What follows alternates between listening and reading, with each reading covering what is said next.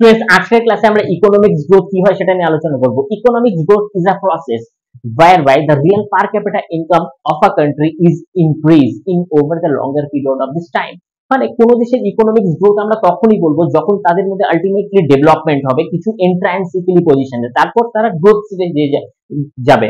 যেরকম for example কিছু basic things কোন একটা দেশকে ডেভেলপ করতে পারে, যেরকম ইনফ্রাস্ট্রাকচার, এডুকেশন, ইনোভেশন, টেকনোলজি এবং বিভিন্ন প্রাকৃতিক সম্পদের যে অ্যালোকেশনস আছে, এটা সিস্টেমিক ওয়েতে যখন তারা ইমপ্লিমেন্টেশন করবে তাদেরকে অন্য কোনো দেশের উপরে নির্ভর করতে হবে না, মানে কোনো ইম্পোর্ট করতে হবে না, তারা নিজেরাই সক্ষম এগুলোকে, এই দেশগুলোকে ডেভেলপমেন্ট করার জন্য। এই ডেভেলপমেন্ট গুলো যদি তারা ধরে রাখতে পারে তো over the longer period of টাইমের পরে এই ডেভেলপমেন্টটাই আলটিমেটলি গ্রোথ এনে দেবে।